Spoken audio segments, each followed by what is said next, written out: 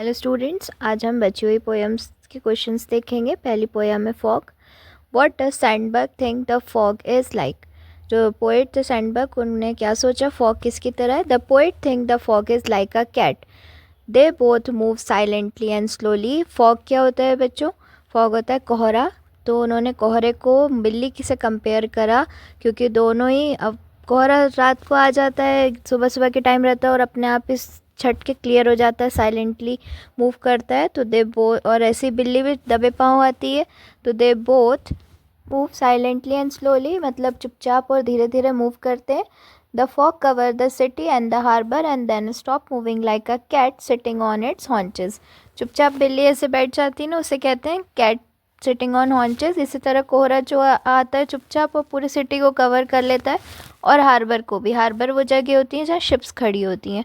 Then it moves away silently like a cat, मतलब वो move भी हो जाता है चुपचाप, सारा कोहरा छट जाता है थोड़ी देर के बाद। वैसे ही वो जो कैट की तरह क्या होता है, साइलेंटली धीरे से चुपचाप अपने आप ही बिल्ली की तरह वो मूव अवे कर जाता है। How does the fog come, what is its effect. Fog कैसे आता है? The fog come slowly and silently, धीरे धीरे आता है, और मतलब स्लोली यानी स्पीड से धीरे धीरे आता है, और साइलेंटली यानी चुपचाप आता है। It covers the city and the harbour completely, पूरे शहर में फैल जाता है और हार्बर को भी कवर कर लेता है ये। इट कॉजेज पुअर विजिबिलिटी, इसके कॉज क्या है कि ये पुअर विजिबिलिटी यानी दिखाई नहीं देता हमको। Then it moves away very silently, और ये धीरे धीरे, जैसे कहते हैं ना कोहरा छट गया, तो वैसे ही ये मूव अवे भी हो जाता है बहुत धीरे से, साइलेंटली, चुपचाप।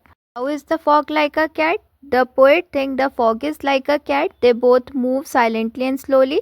सेम आंसर रहेगा बच्चों ये थर्ड वाले का भी, कि आप इस पोएम से कोई भी क्वेश्चन अगर आए तो आप ये आंसर याद कर सकते हैं और इसी को लिख सकते हैं कि पोएट को लगा कि फॉग बिल्ली की तरह है, दोनों के दोनों धीरे से और चुपचाप मूव करते हैं, और फॉग क्या करता है, कवर कर लेता है सिटी और हार्बर को भी, और फिर मूव अवे कर जाता है स्लोली एंड साइलेंटली। पोएम देखते हैं, the tale of custard dragons के summary and question answers. That in the poem, Belinda, a little girl, live with her pets, a black kitten named Ink, a grey mouse Blink, a yellow dog named Mustard, and dragon named Custard.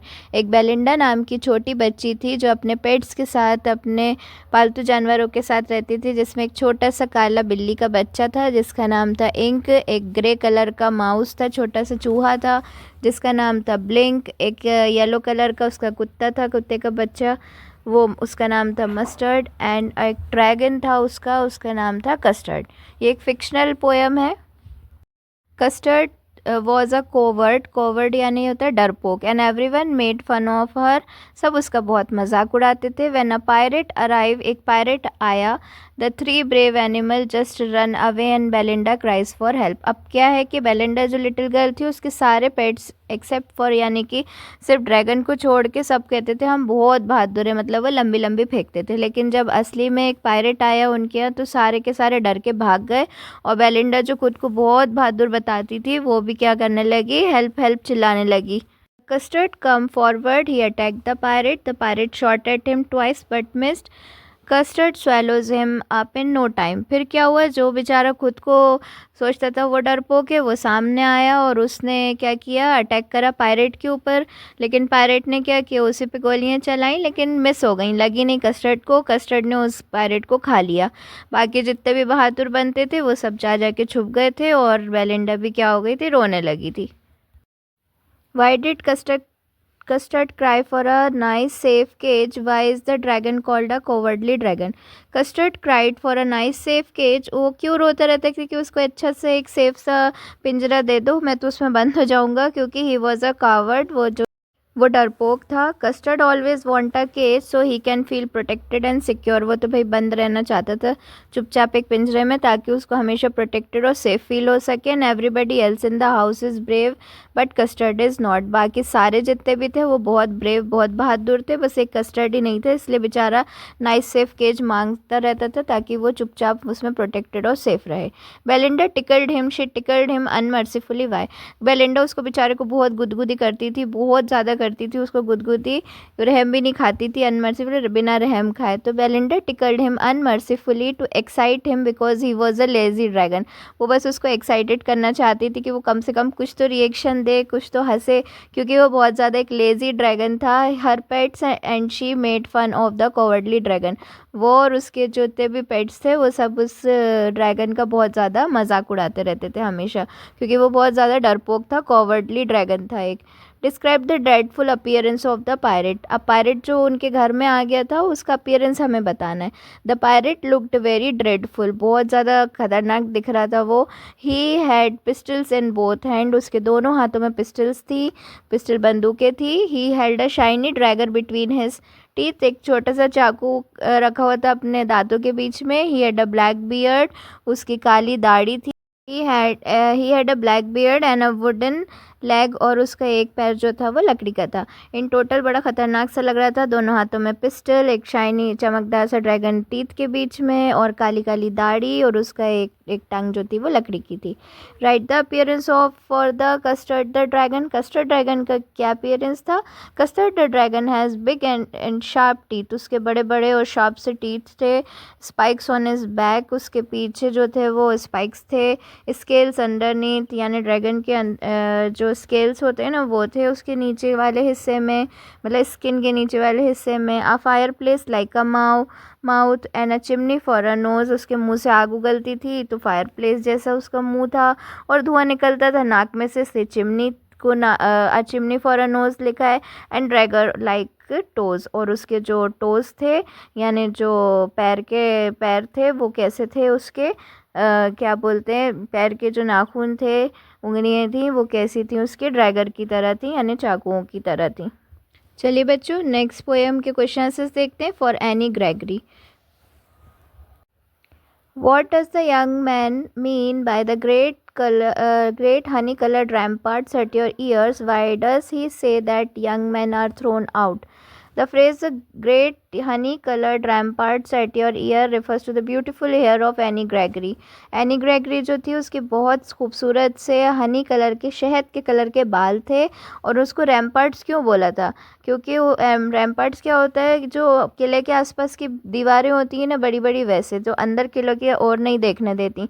तो जो young man था उसने उसको रैम्पार्ट्स इसलिए कहा ताकि जो young man है, जवान आदमी है, वो उसकी इनर ब्यूटी को देख नहीं पाएंगे। वो जो रैम्पार्ट्स हैं, जो बाल हैं, मतलब जो बाल हैं वो रैम्पार्ट्स की तरह प्रोटेक्टिव वॉल की तरह काम कर रहे हैं, कि वो बस बाहरी खूबसूरती उसके बाल दिखा पा रहे हैं, लेकिन उसकी अंदरूनी खूबसूरती को वो नहीं दिखा पा रही।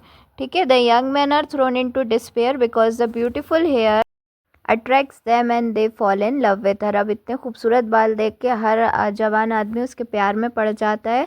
वो बाल उन सबको अट्रैक्ट करते हैं, लेकिन अब वो सबको तो मिल नहीं सकती ना, तो बाकी लोग क्या है, डिस्पेयर में चले जाते हैं, थोड़े सैड हो जाते हैं। What color is the young woman's hair? What does she say she can change it to? The young woman's hair is honey colored. उसके जो असली बाल हैं वो कैसे हैं, शहद के कलर के हैं।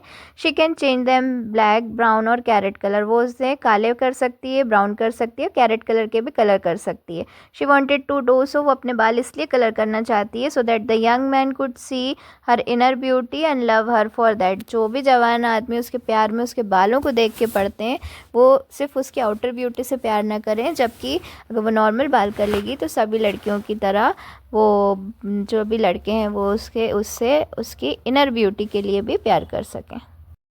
What does the young man say to Annie Gregory? The young man says that young man would love her only for her outer beauty, her honey-colored hair.